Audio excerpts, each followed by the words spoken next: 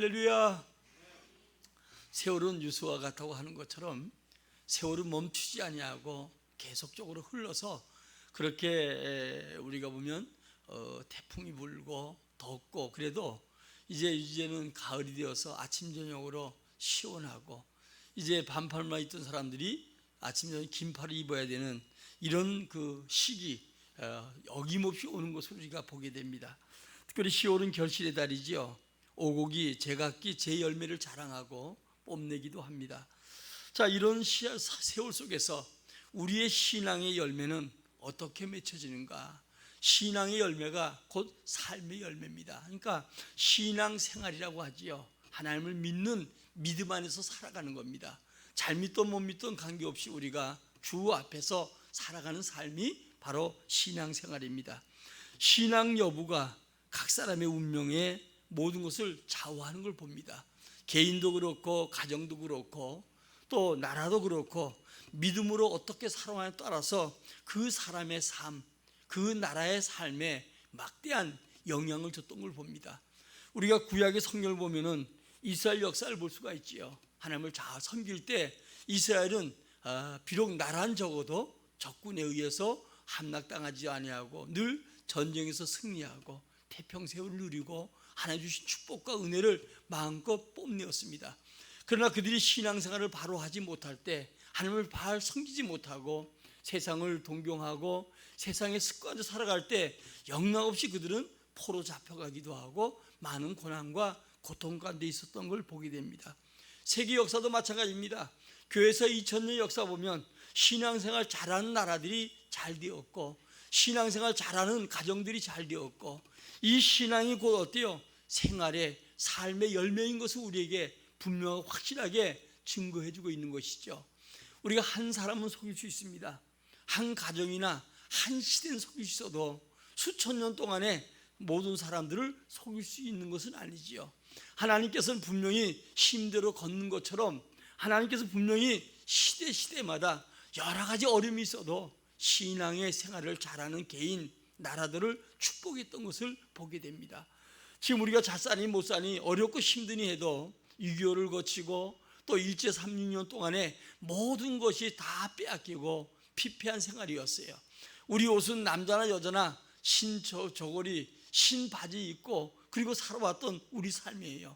먹을 것이 없어서 산에서 풀뿌리를 깨먹고 때로는 심지어 돼지를 주기 위해서 돼지 열매는 분명하고요. 또 돼지에서 나오는 모주를 먹고 술 취한 상태에서 어린 생명들이 잘 모르니까 집에서 배 채우기 위해서 그거 채워 그거 먹고 학교 가서 비틀대다가 선생님이 맞았다는 이런 일이라도 있던 걸 보면 얼마나 우리가 예수 믿기 전과 예수 믿고 난 다음에 삶이 얼마나 차이가 있는가. 세상 사람들은 부인해도 우리 믿음의 사람들은 교회사 2000년 또 아니면 우리나라 기독교가 들어온 137년 이후에 나타났던 여러 사건들을 우리는 분명히 부인할 수 없는 사건이라는 사실을 알고 바로 우리 신앙의 여부가 우리의 각 사람의 운명을 좌우한다는 것을 알고 지금 내 신앙은 이렇게 믿어도 될 것인가. 내가 조금 있다고 내가 조금 잘 된다고 내가 건강하다고 자부하지 말아야 돼요. 한날에 무슨 일이 날지 우리는 아무도 모르는 거예요. 오늘도 주님이 나를 인정하고 오늘도 내가 주 앞에 살아가는 심정으로 주님을 사랑하고 섬기는 이 삶이 되어질 때 내일이 보장되고 주님이 내일의 내 삶을 완전하고 확실하게 지켜주고 내 삶에 열매가 있게 하지만 그러나 우리가 신앙생활이 바로 되지 못하면 주님께 우리가 하나님의 은혜를 누리지 못할 때가 온다는 것을 알고 오늘도 내일도 주 앞에서 여러분들이 신실한 자가 되고 주님이 인정한 자가 되기를 주의 이름으로 축원합니다. 시야 왕에 대한 얘기를 여러분들이 잘 알지요. 병중에 누워서 이제 죽게 되었을 때 하나님이 다시 그 병상에서 일어나지 못하겠다 이렇게 그가 하나님의 선지자를 통해서 음성을 듣게 되지요. 그때 그는 어휘를 부르지 아니하고 인간의 수단 방법 쓰지 아니하고 하나님을 향해서 눈물로 기도했던 사건 중에 두 가지가 있지요. 하나는 내가 진실로 성실한 마음으로 주님을 섬겼던 걸 기억해라.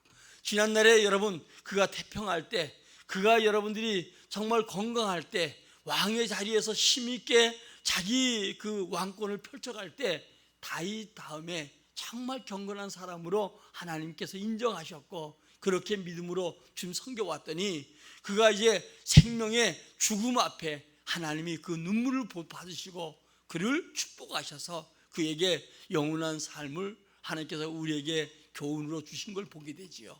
오늘도 여러분 다시 만물의 곡식이 처음에는 심을 때 아무도 아닌 것 같아도 세월이 가면 점점 자라서 열매가 맺혀지는 것처럼 오늘도 내 신앙 이렇게 살아도 될 것인가, 또 내가 이렇게 정말 믿음 생활해도 하나님 내 삶에 정말 복을 줄 것인가, 다시 한번 우리 이 자신을 돌아보고 신앙생활하기를 주의 이름으로 축원합니다. 제가 목회하면서 느껴지는 것 중에 하나가 성도들에게 이렇게 해야 됩니다, 저렇게 해야 됩니다 하면 성도들이 마치 목사를 위해서 하라고 하는 건데 절대로 아니에요. 목사를 위한 게 아니고 너와 내 가족을 위해서 하라고 하는 것처럼 우리가 여러분들에게 기도하는 사람이 모르겠어요. 기도하다 보면 느껴지지요. 어떨 때는 말해주고 싶은데 말할 수 없는 이 안타까움이 있을 때가 많아요. 가슴 불타는 것 같은데 말했다가 오히려 더 시험 드는 사람을 많이 보고 더 대적한 자를 많이 보고 더 엉뚱한 길로, 정말 여러분 반항의 길로 가는 사람들을 목회 35년 동안에 제가 수없이 봐왔기 때문에 지금은 조금 지혜가 있어서, 정말 지혜가 있다고 할까요? 경험이 있다고 할까요? 그러니까 할 수만 있으면 절제하려고 애쓰고, 할 수만 있으면 여러분들이 어때요? 가능하면 가슴 아픈 얘기 안 하려고 하는 게 제 마음이에요. 여러분들이 살아갈 때 그러잖아요. 세상 어머니는 다 좋은 것 같은데 왜 우리 어머니는 잔소리가 그렇게 많은가? 우리 어머니는 왜 내게 그렇게 말하는가? 아마 오해하는 우리 젊은이들도 많이 있을 것 같아요. 부모는 자식 사랑하는 게 자기 자신 사랑하는 거 더 하잖아요. 그러니까 자식이 잘 되길 바라니까 이 자식이 잘못된 길로 갈까 봐. 인생 경험을 봐서 알잖아요. 다 그 과정을 겪어봤기 때문에 그래서 수없이 얘기하는 것이죠. 남이야 그가 뭐 예를 들어서 누구 말 따나 뭐 전주로 일을 쓰시던 말던 그가 그에 대해서 전혀 이야기할 이유가 없잖아요. 좋은 얘기만 하게 돼 있어요.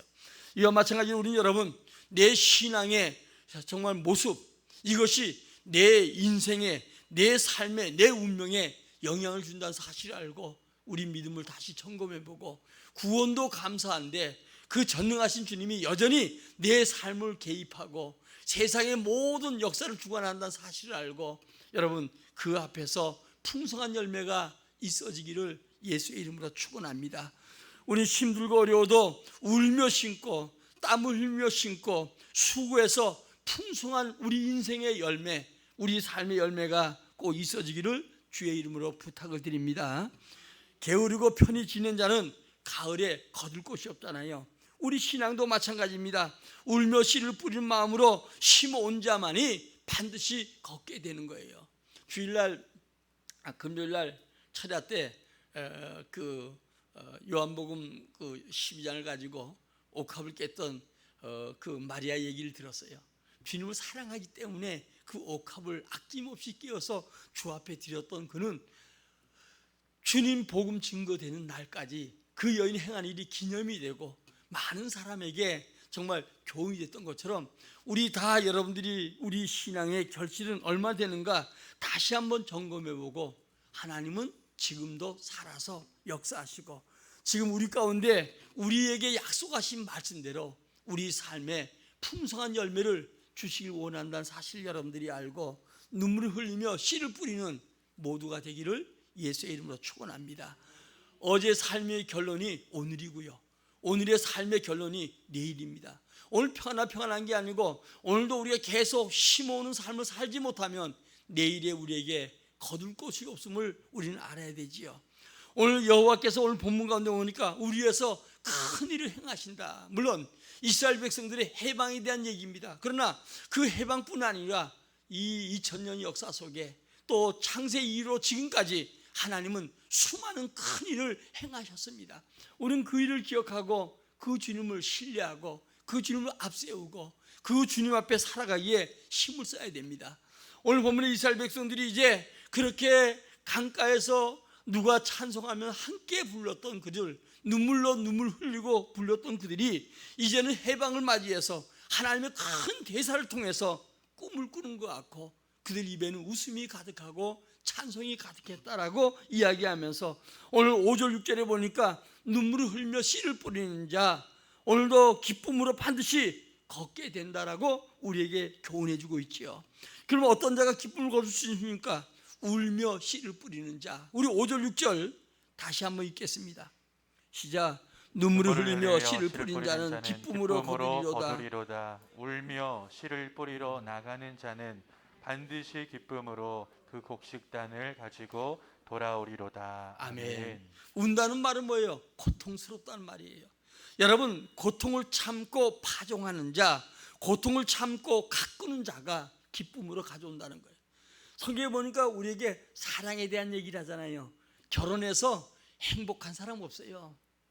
결혼하면 다 어때요? 그때부터는 정말 옛날에 데이트할 때 그런 사랑도 못 느끼고 결혼한 순간부터 여러분 어때요? 정말 우리 힘들고 어렵잖아요. 아내는 남편에게 순종해라. 또 남편은 아내 사랑하라. 똑같은 동일한 얘기잖아요. 하나같이 전부 다 어때요? 자기를 죽이고 그 고통에 동참하는 것을 얘기하는 거예요. 그러니까 사랑 자체는 뭐예요? 우리에게 곧 고통이라는 거예요. 우리 주님이 우리 사랑해서 십자가에서 물가필 사수 고통당한 것처럼 사랑 자체는 고통이에요. 사랑은 오래 참고 사랑은 시기하지 분내지 아니하고 이것은 뭐야? 고통을 참는다 그런 말이에요. 우리가 부부가 결혼해서 행복해지는 것은 각 사람마다 아내는 아내대로 남편은 남편대로 고통을 참고 우리가 서로 사랑하기 위해서 때문에 그 사랑을 꽃을 피우기 위해서 열매 있게 해서 참는 것 이것을 얘기하는 것이죠. 모든 세상에서 여러분들이 우리에게 풍성한 열매는 고통을 참는 데서 이루어지는 거예요. 그래서 사람들이 고통을 참다 보니까 가정이 견고해지고 이제 젊었을 때는 어때요? 수없이 헤어지고 싶은 마음이 생겨지는데 이제 나이가 들고 오랜 세월 가다 보니까 그래도 사는 것이 낫다 이렇게 생각을 하고 그리고 끝까지 이겨가는 부부들이 있는 거 아니겠어요? 오늘 여러분 중요한 것은 오늘도 우리가 고통을 감수하는 게 사랑이에요. 우리 예수님께서 우리를 고통을 감수해서 자신을 주시고 고통을 참는 것처럼 그 고통을 참는데 제자들도 수많은 사람도 주님을 알지 못했잖아요. 예수 십자가에 달려서 돌아가실 때 여러분 어때요? 모든 사람들이 눈물을 흘려도 주님에 대한 고통을 알지 못했고 깨달지 못했어요.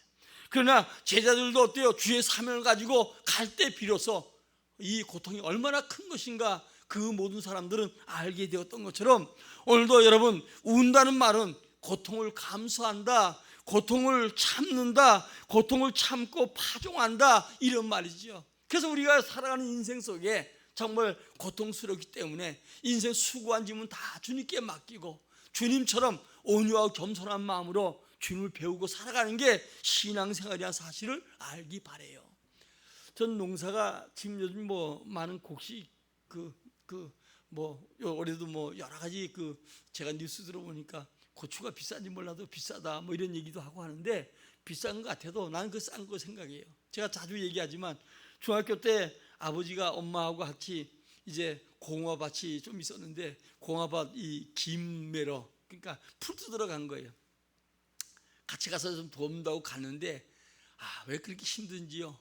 어른들은 그냥 쉬지 않고 계속 그냥 고랑을 타고 가면서 이렇게 풀 뜯고 가시는데 나는 뒤에서 가는데요. 한 발 짜고 가다가 허리 펴고 아이고 허리 아파라 하늘 쳐다보고 또 두 번 가다가 또 그러고 그냥 진도가 안 나가는 거예요. 그럴 때마다 다짐 뭐냐? 나는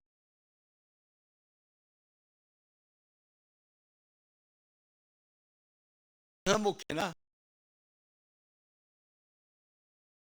나름대로 어때요? 힘들고 울며 씨를 뿌리고 그리고 나온 사람이 결국 기쁨으로 걷잖아요. 제가 우리 아버님 가끔 생각할 때마다 새벽이 되면 어부니까 한 3시쯤 4시쯤 일어나는 것 같아요. 그 아침에 일찍이 드시고 이제 배 타고 나가시는 거예요. 늘 새벽녘에 나올 때마다 그 생각을 해요. 왜 여러분 직장인 나가는 우리도 그렇지 않겠어요? 날마다 때로는 몸이 아프고 힘들어도 또 가족을 위해서 일터에 나가는 분들이 많잖아요. 이렇게 인생 자체가 오늘도 고통스럽고 힘들어도 이래서 여러분이 고통을 참고 파종하는 자가 기쁨의 열매를 거두게 되는 걸 보지요. 그래서 지금도 저는요 이 곡식 볼 때마다 농부가 얼마나 수고했을까 이거 자라기까지 요즘은 뭐 기술이 좋아가지고 우리 비닐 덮어서 풀 못 자라게 하기도 하고 하여간 여러 과학적인 방법이 있어도 그래도 여전히 힘든 거예요. 그래서 나는 산이 좋니 뭐 이런 사람들, 혼자 사는 사람들 이렇게 TV 나오잖아요. 인생 허비예요. 건강에 산다고 해봐야 100세 아니면 죽어요. 나는 마지막 눈 감을 때까지 사람들 속에 살아갈 거예요. 왜? 복음을 증거하기 위해서. 마지막까지 복음을 증거하기 위해서. 전 요즘 그렇게 생각해요. 내가 만일 은퇴하고 내가 한다면 복음을 어떻게 증거할 것인가. 전도지 싸가지고 다니면서 탁골공원에 가서 노인들하고 앉아서 예수 믿어야 된다. 마지막 순간까지 우리가 어때요? 정말 이 복음을 증거하는 거, 이것은 모든 고통 가운데 우리가 눈물을 흘리면서도 씨를 뿌려야 할 이 사건이죠. 왜? 주님이 땅까지 복음이 전파돼야 주님이 오신다는 거예요. 분명히 여러분 지금도 코로나니 뭐니 해도 힘들고 어려도 여전히 복음은 계속 증거되어서 땅까지 복음이 전파돼 가고 있다는 것을 알고, 주님은 지금도 큰 역사를 이루어가지요. 이스라엘 구호뿐 아니라 많은 생명들 구원하는 역사를 주님은 지금도 계속적으로 이루어간다는 것을 알아야 됩니다. 그러면 사람이 무엇이 힘든지 그대로 걷는다는 사실을 알고, 오늘 내가 살아간 내 삶 속에 여러분 과연 무엇을 심는가? 뭐 제가 창피해서 얘기 못하지만 전도 선포하고 제가 지난주에는 저기 있는 책자를 가지고 다니면서 이제 여기저기 입좀 누는데, 역시요 이 복음을 증거하려면 사단들이 역사해요. 어떤 사람이 소리 지르고 아침부터 새벽에 그거 왜 돌리냐고, 왜 집어넣냐고, 지네 집 것만 참견하지. 그럼 쳐다보고 그냥 계속 가니까 뭐 할 말이 없지요. 하여간 여러분들이, 우리가 중요한 건 내가 정말 복음을 증거하면서 한 사람이라도 하나님 이 책 보고, 왜 저기다 성도들 보라고 돈 들여서 갖다 놨는데 죽으라고 안 보는 거예요. 자, 우리 성도들 보면 안타까운 거예요. 그 여러분 좋은 거 많이 있어요. 옛날에 우리 이금복 권사님 시어머님 돌아가신 우리 지금 집사님 김현숙 집사님하고 같은 이름이신데, 그 어르신네는 90이 넘어서까지도 그걸 가져가면 다 그 읽는다 그러잖아요. 성경이 있고 그 읽는다 그러잖아요. 여러분 그 속에서 상당히 지혜가 있어요. 제 텔레비 너무 보지 말고 여러분들이 그거 좀 읽어보고, 읽는 걸 자꾸 봐야 애들도 따라서 공부도 하고 손자도 공부할 거 아니겠어요. 부모들이 안 읽는 습관을 안 가지고 맨날 텔레비 앞에 있으니까 아이들도 텔레비나 보고 다른 것이나 생각하지. 오늘 여러분들이요 무엇인지 그대로 거둬요. 자, 우리 갈라디아 1장 6절로 9절입니다.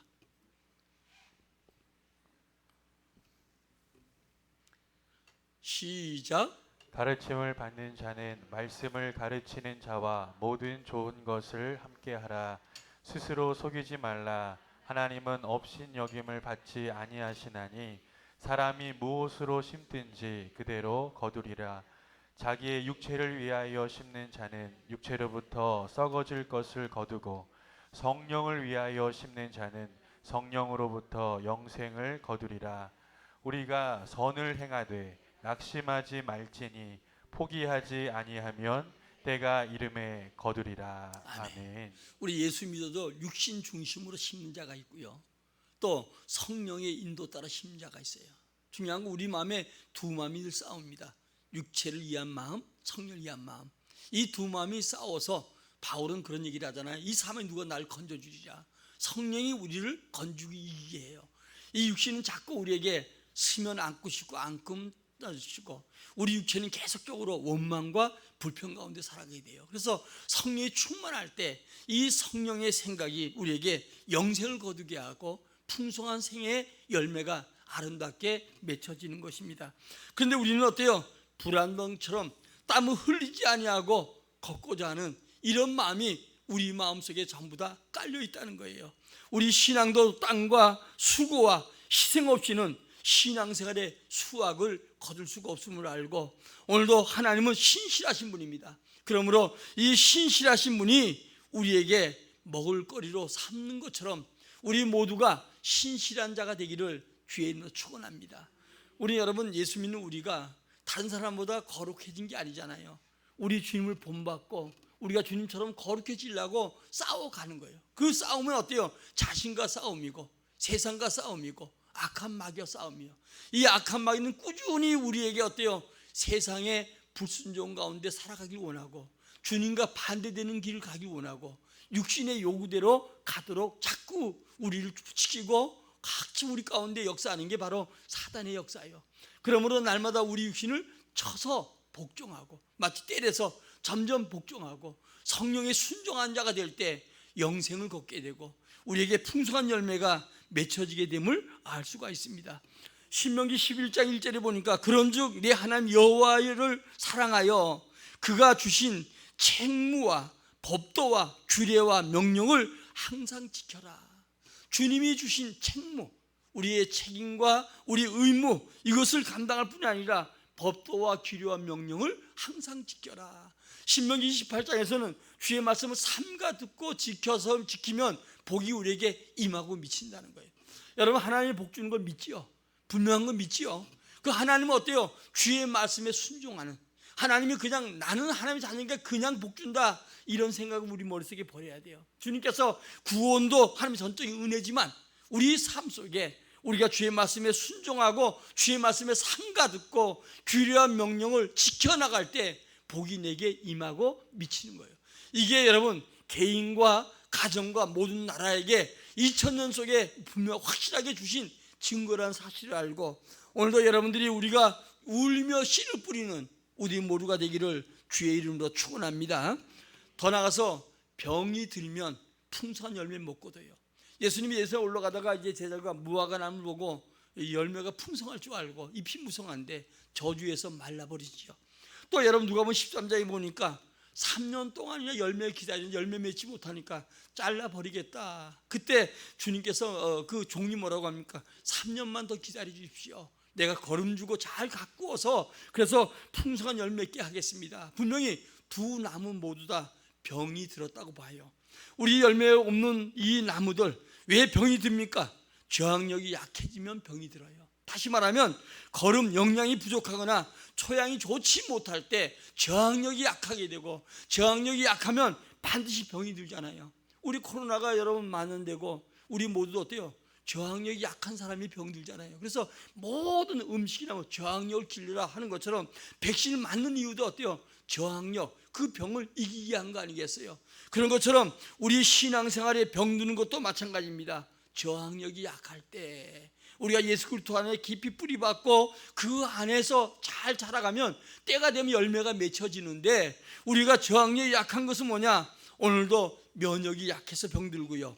병균을 잡아주지 않기 때문에 여러분 병이 들지요. 이건 농사꾼의 책임이지요. 병을 잡아주는 건, 병충해 잡아주는 건 농사꾼이 해야 돼요. 요즘은 농사꾼이 너무 잘해서 문제가 많다고 하더라고요. 제가 어떤 시골에 계신 분을 알고 이야기한 적이 있는데 요즘 고추 농사 많이 있잖아요. 근데 고추에 얼마나 농약을 많이 쳤는지 빨간색을 이렇게 그 장갑을 끼고 하면 아주 새빨게 묻는다는 거예요. 그래서 자기는 자기네 먹을 걸 별도로 한대요. 참 그 여러분들이 그러니까 뭐 라면 농약을 많이 쳐서 문제가 돼요. 요즘 김장철 되면 여러분들이 배추벌레 이런 거 기어 다니잖아요. 그래서 요즘 배추벌레 갖다 놓으면 배추벌레 다 도망간대. 왜냐면 하도 농약을 많이 쳐가지고. 참 제가 보면요, 이게 여러분들이 다른 것 때문에 병균 때문에 병드는 게 아니라 사람이 농약을 너무 많이 쳐서 문제가 돼요. 근데 교회도 마찬가지예요. 제가 이렇게 성도들 이렇게 옛날 교회 오면 이렇게 그룹을 지어보잖아요.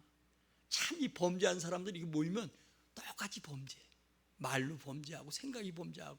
근데 보면요, 생각해보면 출신 성분도 다르고 또 뭐 예를 들어 세상 말로 하면 학벌도 다르고 도저히 어울리지 않는데 범죄할 때만 하나가 되는 거예요. 그러니까 이렇게 목회하면서 이렇게 봐도 이렇게 보면 바다에 여러분 기름띠하고 물하고 완전히 분리되는 것처럼 이렇게 그려보면 범죄하는 사람은 범죄 속에 들어요. 그래서 참 그걸 잡아줄 때 어떻게 하냐면 범죄한 자를 내가 아니면 접근 못 하잖아요. 아니면 흩어놓던가. 참 여러분들이 죄라고 하는 것은 점점 반륙이 되고 전염이 돼요. 근데 우리는 영적인 여러분들이 이 병균을 잡아주지 아니하면 결국은 병들어서 열매 못 맺게 된다는 거예요. 다음에 병은 점점 여러분 전염이 되지요. 전염되지 않도록 해야 돼요. 우리가 코로나 때문에 손발을 씻는다든가 아니면 손 소독을 한다든가 뭐 계속적으로 하는 건요 어때요? 우리가 이것은 여러분 전염이 되지 않도록 그리고 마스크를 쓴다든가 다 이것은 여러분요 오늘도 우리가 병들 수 있기 때문에 하는 행위들이죠. 그래서 오늘도 병이 들면 열매를 맺지 못하는 것이죠. 그래서 우리 신앙 열매를 늘 점검해 봐야 돼요. 높은 데 올라가서 많은 사람들이 뛰는 것을 한번 여러분 연상해 보면서, 지금도 요즘 가야 되니까 마라톤도 많이 하잖아요. 어떤 사람은 열심히 뛰는 사람, 어떤 사람은 비틀대는 사람, 어떤 사람은 주저앉아 있는 사람, 별 사람을 여러분들이 상상할 수 있는 것처럼 우리 신앙의 모습 속에 내 모습은 어떤 것인가? 난 여전히 힘차게 예수 그리스도의 주실 상이 목표가 되어서 달려가고 있는가? 아니면 지금도 좌우로 비틀대고 있는가? 아니면 주저앉아 있는가? 우리 신앙을 돌아보고 다시 우리는 주님을 의지하고 힘달라고 기도하고 오늘도 여러분들이 전진해야 될 줄 믿습니다. 다음에 열매는 반드시 맛이 있어야 되지요. 올해는 그래도 여러분들이 과일들이 많이 맛있는 것 같아요. 포도 열매는 포도 맛을 내야지 머루만 내면 안 되잖아요. 뭐 요즘 보면 막 이렇게 접목해가지고 다른 맛도 내는데 포도는 포도 열매의 맛을 내야 되고 딸기는 딸기 맛을 내야 되는 것처럼 우리 기독교인은 기독교인의 맛이 있어야 돼요. 요즘 기독교인들의 맛을 못 느낀다고 하잖아요. 그러니까 기독교인들이 더 핍박당하고 어려움을 당해요. 처음에 기독교가 이 땅에 들어올 때 몇 프로 되지 않았잖아요. 또 우리가 여러분 독립운동 할 때도 마찬가지고 여러분 전부 다 기독교인들이 5% 10%뿐이 안 돼도 전 나라를 움직일 수 있는 그런 맛을 냈던 게 우리 한국교회예요. 그리고 2000년 이 한국교회가 들어온 176년 동안에 한국교회가 한 역할이 엄청나게 커요. 나라에 잘 싸게 되는 거, 나라를 민주주의로 만드는 거, 이 나라가 건강한 나라로 복되게 만드는 거, 이것은 우리가 남북을 봐도 뚜렷하게 이 기독교인의 역할이 컸는데 지금은 어때요? 오히려 세상 사람들이 우리 기독교인들을 뭐 개독교니 하고 별욕을 다 하잖아요. 이것은 여러분 우리의 기독교인의 맛이 없어진다는 거예요. 지금도 기독교인도 세상과 똑같이 어떤 맛을 내는 것보다는 내 육신의 안목, 이생의 자랑 이런 것을 여러분 목표가 되어서 살아가는 이 삶으로 말미암아 안타까운데 사도행전 13장에 보면 안디옥 교회 가서 비로소 그리스도인이라고 별명을 갖게 된 거죠. 별명이거든요. 그리스도인이라는 것은 예수의 사람, 예수와 같은 사람 이런 표현이 되었어요. 그래서 초대교회는 좋은 환경이 아닙니다. 핍박과 환난과 잡히면 죽게 되고 감옥 가게 되고 모든 사람에게 배척을 당해서 도망자가 되고 심지어 카타콤이라는 굴 속에 숨어서 낮에는 활동하지 못하고 밤에 활동한 비참한 삶을 살아가도 이들의 모습 속에는 예수의 모습이 있었다는 거예요. 오늘도 우리는 여러분 전도하는데 우리 가정 속에서 여러분들이 모임 속에서 여러분들이 가는 속에서 오늘도 그리스도인의 맛을 여러분 보여주고 맛보게 해서 그들로 하여금 주 앞에 돌아오게 하는 우리 모두가 되기를 주의 이름으로 축원합니다. 그리스도의 맛이 뭡니까? 항상 기뻐하는 거예요. 항상 여러분요 감사하는 거예요. 항상 여러분들이 그리스도의 맛은 여러분들이 뭐냐? 쉬지 않고 기도하는 삶, 이것이 그리스도인의 맛을 낼 수 있다는 거예요. 우리 힘으로 아무리 맛내야지 그런다고 해서 맛나는 게 아니고 여러분 아무리 아름답게 포장을 하고 아름다운 색깔 가지고 먹음직스러워도 먹어보면 맛이 안 나는 게 있잖아요. 그런데 우리 기독교인들은 여러분 우리 다 부족해도 우리 항상 기뻐하고 항상 감사하고 쉬지 않고 기도하는 우리 모두가 되길 바라고요. 성령의 충만함으로 성령의 열매가 맺혀지기를 예수의 이름으로 축원합니다. 우리 갈라디아서 5장 22절 23절입니다. 시작. 오직 성령의 열매는 사랑과 희락과 화평과 오래 참음과 자비와 양선과 충성과 온유와 절제니 이 같은 것을 금지할 법이 없느니라. 아멘. 여러분 사랑과 희락과 화평과 자비와 양선, 충성, 온유, 절제 이런 모든 열매가 우리에게 있어야 된다는 거예요. 그러니까 우리의 열매를 보고 나무라 하는 것처럼 우리가 그리스도인이라는 사실, 오늘도 여러분들이 정말 풍성한 열매 맺는 삶은 우리 삶 속에 성령의 9가지처럼 열매가 맺혀져야 돼요. 다음에 열매는 바로 생명력이 있어야 돼요. 생명은 또 생명을 낳잖아요. 생명력이 있는 나무는 30배, 60배, 100배 걷게 되지요. 그러나 죽은 열매는 그대로 여러분 썩고 마는 걸 보게 됩니다. 우리는 지금 여러분 얼마나 신앙의 열매를 맺혀주고 있습니까? 10년이 가도 20년이 가도 내 신앙에 변화가 없고 내 신앙에 자람이 없고 내 신앙에 문제가 있다고 하면 우리는 여러분 안타까울 수밖에 없는 것이죠. 자, 우리 한번 마태복음 13장 3절로 9절입니다. 시작. 예수께서 비유로 여러 가지를 그들에게 말씀하여 이르시되 씨를 뿌리는 자가 뿌리러 나가서 뿌릴새 덜어는 길가에 떨어짐에 새들이 와서 먹어버렸고 덜어는 흙이 얕은 돌밭에 떨어짐에 흙이 깊지 아니하므로 곧 싹이 나오나 해가 돋은 후에 타서 뿌리가 없으므로 말랐고 덜어는 가시떨기 위에 떨어짐에 가시가 자라서 기운을 막았고 덜어는 좋은 땅에 떨어짐에 어떤 것은 100배 어떤 것은 60배 어떤 것은 30배의 결실을 하였느니라. 귀 있는 자는 들으라 하시니라. 아멘. 아시아 7교회에 계셔보면 귀 있는 자 들으라고 하는 것처럼 오늘도 여러분들이 성령의 말씀, 오늘도 이 열매에 대한 것을 우리에게 귀 있는 자 들으라는 거예요. 그 가운데 길가밭은 여러분들이 결국은 마치 우리가 지금 아스팔트처럼 사람들이 하도 다녀서, 옛날은 아스팔트 안 깔아도 사람들이 다닌 길가는 떨어지면 어때요? 말씀이 씨앗이에요. 열매 맺어야 되는데 뿌리를 내릴 수가 없어요. 새들이 와서 다 쪼아먹어요. 그러니까 말씀을 우리가 교회 안에 들어와도 말씀을 듣다가 말씀이 마음에 박히지 못하니까 결국은 어때요? 사단이 와서 말씀 빼앗아 가고요. 돌밭이라는 건 잠시 흙이 좀 있어서 뿌리가 나다가 햇빛이 나면 그 뿌리채 말라버리죠. 그와 마찬가지로 잠시 어때요? 말씀을 듣고 기쁨이 있고 내가 저렇게 살아야지 하다가 예수 때문에 핍박당하고 예수 때문에 여러 가지 문제 당하면 결국은 열매 못 맺지요. 다음에 가시떨기란 말은 여러분들이 나무가 자라서 열매를 하면 가시나무가 잘 자라잖아요. 이 기운을 맞춰서 햇빛도 못 들어오고 막아버리는 것이죠. 이것은 여러분 열매 못 맺는데, 가시떨기라는 것은 어때요?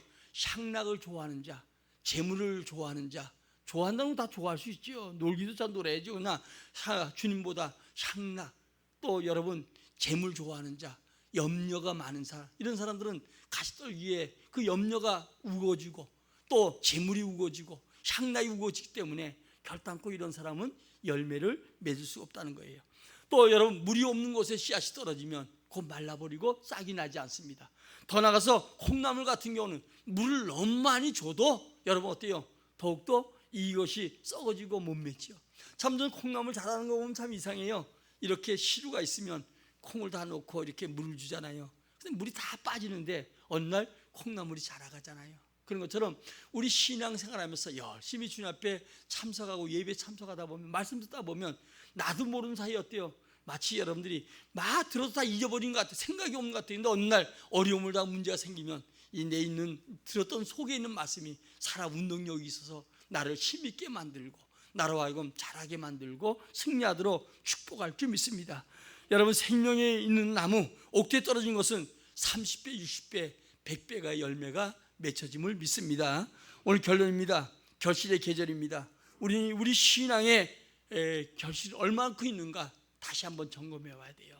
이렇게 점검하지 못하면 한 해 또 가고 한 해 또 가고 10월달도 시작됐으니까 이제 여러분 한 주 보내면 이제 금방 가지요. 또 11월 12월 가면 또 새해 맞이하게 되고 끊임없이 여러분 우리가 보면 세상도 달라지는 것처럼 우리 신앙을 점점 지켜가기가 힘든 사실 알고 오늘 내 신앙을 점검하고 내 신앙을 지켜갈 때만이 어때요? 내년에도 우리에게 그 신앙을 지켜가는 힘이 생기고 하나님의 은혜와 복을 받고 열매는 모습이 되어진다는 것을 알아야 됩니다. 그러면 내가 교회 출석하는 내 출석의 열매, 내 기도하는 모습, 내 전도하는 모습, 내 주님 앞에 11조하는 모습, 봉사하는 모습, 이 열매가 열려있는가 한번 여러분 돌아보시고, 혹시 병들었거나 죽지 않았는가 한번 돌아보시고, 그리고 이제 올해도 3개월 남은 동안에 여러분들이 풍성한 열매 맺고 또 새해도 가는 세월 속에 여러분들이 하나님 앞에 영광을 돌리는, 땀을 흘리는 수고하는 우리 모두가 되기를 예수의 이름으로 축원합니다. 축원합니다.